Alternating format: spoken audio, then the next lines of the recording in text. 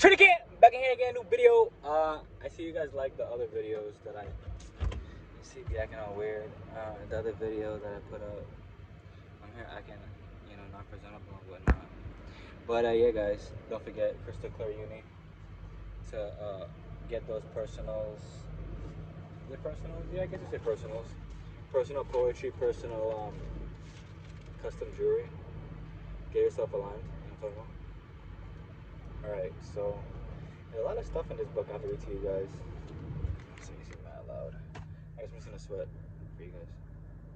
Yeah. Okay, so yeah. I should put a bookmark in this book, right? Then I'll be able to find exactly what I want to speak on when I want to speak on it.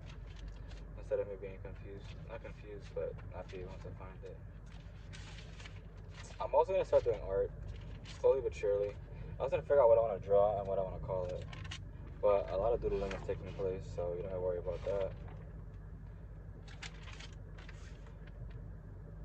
Here we go.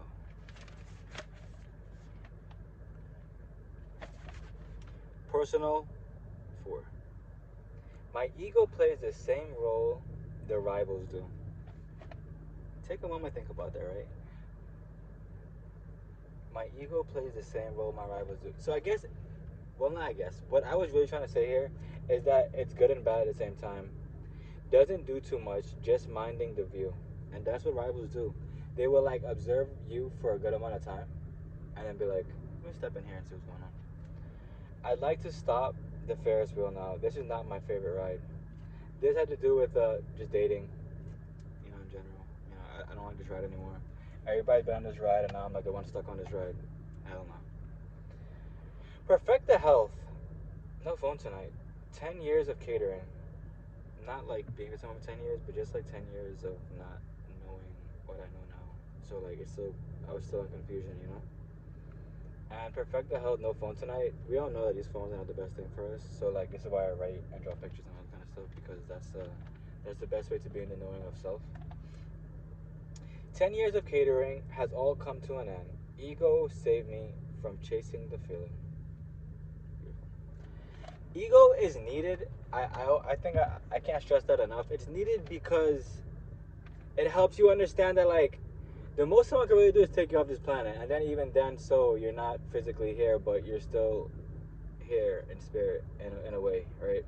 So whenever I write, I look at it from that standpoint. I look at it from the standpoint of like you don't have to get removed. So like your ego, there's times that you should starve it, because I mean it's not great to live in your ego, because then it's kind of like you kind of walk around high and mighty.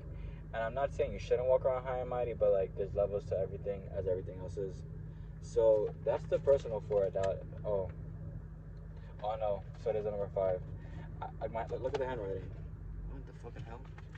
All right. So personal 5. The everlasting love doesn't always leave you tormented. By this everlasting love, I pretty much meant like my own actual love for myself, not like the everlasting love that you have with somebody else that you just met. Like, oh wow, this is my soulmate. Nah. The everlasting love doesn't always leave you tormented. If the void creates a chain of clarity for yourself, if the ego helps you leave your, it's like I'm trying to read what I wrote. I like chicken scratch. It won't help you leave your lower nature and find a better way. I don't know what the last word is, unfortunately, guys. If the void creates a chain of clarity for yourself, if the ego helps you leave your lower nature and find a better version of you. The who am I to knock? Why the hell did I write the who? This is wrong. It starts with, who am I to knock self-righteous help? At the end of the day, you yourself will know what is feeding you and what is not feeding you. And to continue along a path that's not helping you feed your soul, it's kind of like, bro, what are you doing? Like, and everybody understands. Like I was listening to someone today, and she spoke on how like it's normally people who are closest to you, like your family members or like your so-called friends, that are the ones that are really there to pretty much keep you in check of what they believe you should be. And it's up to you and yourself in your own time to pull away from that and to understand that like you are your own person.